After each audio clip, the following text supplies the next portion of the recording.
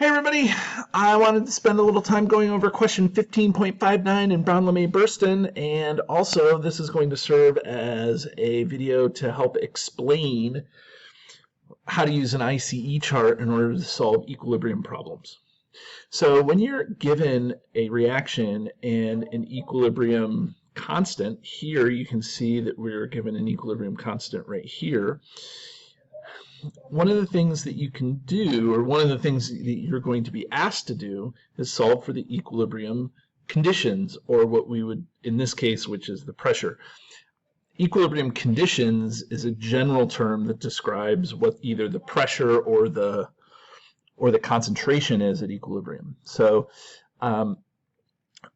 we are going to use an ICE chart as the tool to help us do the math to solve this problem, to find the equilibrium pressures of everything at equilibrium. Okay, so in order to do this problem, what I'm going to do is I'm going to rewrite the equation. What I'm going to do now is I'm going to make an ICE chart.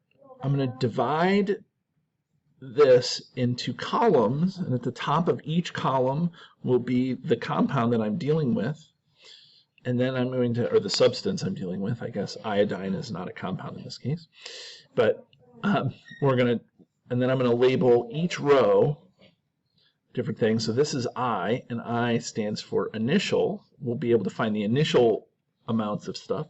C, this stands for change. Okay, and then there's E, which stands for equilibrium. Now, so this is where we get the phrase ICE chart, because of the name ICE chart, or because of the name ICE, okay? Because of the letters there that say ICE, okay? So we're given a KP, so as long as we have a KP, we need to make sure that we're in pressures, and we are. So in this problem, it only gives us a couple initial partial pressures. It says that the initial partial pressure of methane is 105.1. So this is the initial that goes here of methane.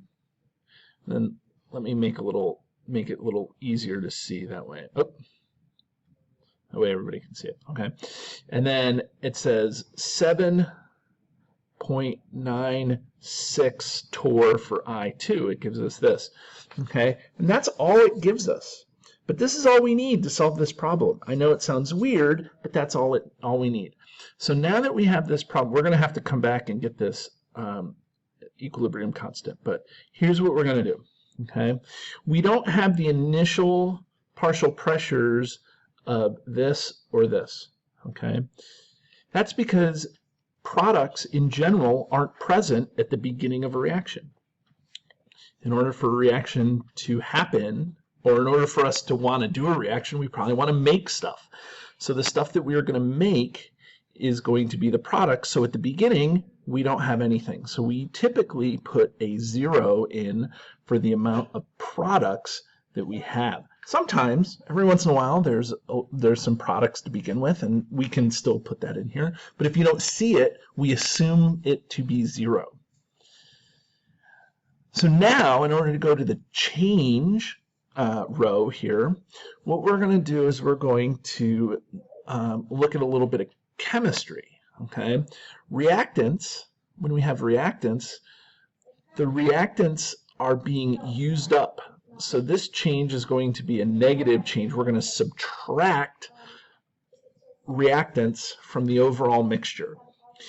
And then, of course, products are going to be made, so we're going to add products to the overall.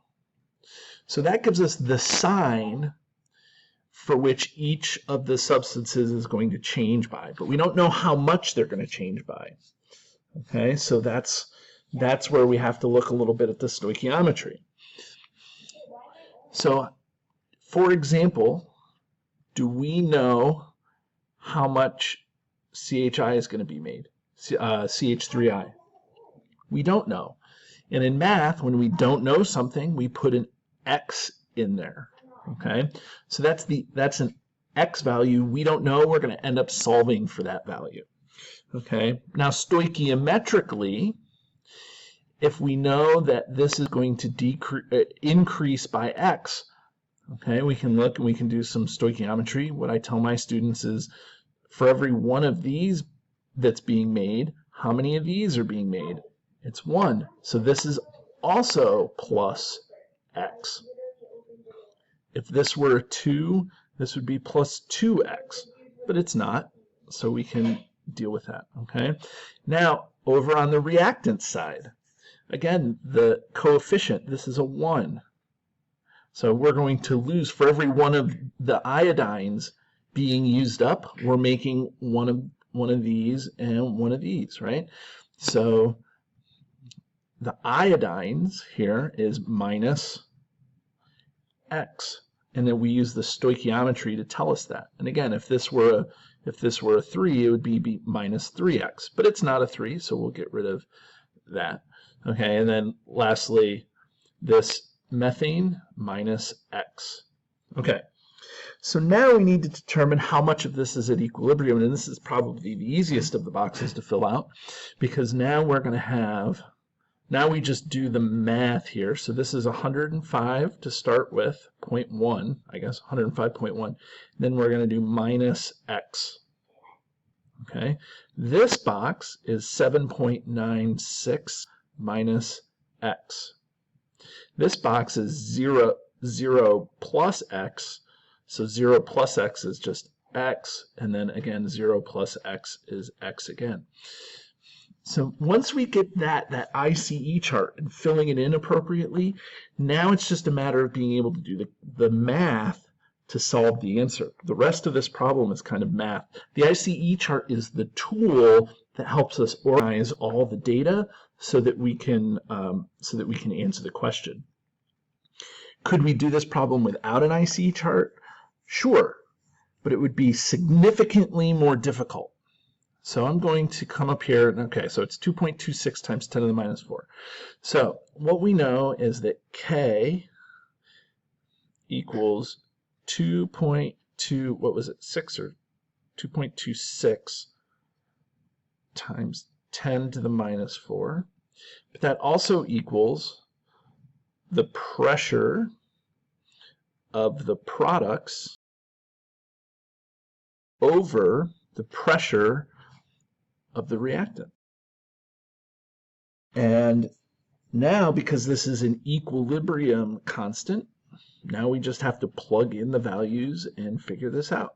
Okay, and I say that as if it's easy. The math can be tricky. I'm not trying to say that the math isn't tricky, but what I'm saying is that it is, at this point, just kind of the math to figure this out. So the products, what's the equilibrium concentration of CH3I? It's X. Okay, what's the concentration, or I guess it's the pressure. What's the equilibrium pressure of HI? It's X. What's the equilibrium concentration or pressure of CH4? 105.1 minus X. And then what's the equilibrium pressure of I2? 7.96 minus X. Okay. Now we can do another math trick for solving ICE charts. And that math trick is, we call it the 5% rule. And so what we know is that if X is really small, we assume that X is really small. We can assume something like 105.1 minus X, since X is really small. It doesn't really play a role in that number. So if we were to subtract something really tiny, it's still going to be somewhere around 105.1. So we get to do this for both this and this. We get to cross off those x's. We can't do it here because we're multiplying those together. It only works when we're adding and subtracting the x's in one of those terms. So now what we get is, when we do this, we get x squared over, and then I'll do the math. So 105.1 times 7.96 equals 8 36.596. And so now we have to multiply both sides. So we get 2.26 times 10 to the minus 4 times this guy. And so we get 0.1891 equals x squared. And then when we do this, we take the square root of both sides. And when we get that, we get 0.4348 equals x. Now, that's almost the right answer. What we have to do is we have to now go back and take this and go back to the ICE chart and make sure that we plug that into the equilibrium concentrations, okay? Because we want to know what the equilibrium pressures.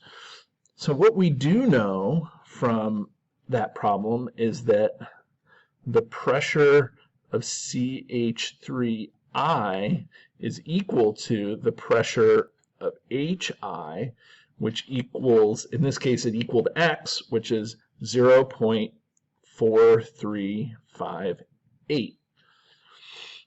But the pressure of CH4 was 105.1 minus X. So that means that that pressure was 104.7. Okay, and that was in torr. And then the pressure of I2 was 7.96 minus X, right? Where am I getting those? Again, that's what we decided the equilibrium pressure was. Okay, so now 7.96 minus X. 7.96 minus X. So when we do that math, we get that pressure is 7.525. Okay, and then again, that's in torr. Okay, so that's how you use an ICE chart, and not only that, but that's a sample problem that goes over how to kind of apply ICE charts, and this is good for doing equilibrium problems. Hope this helps, and have a great day.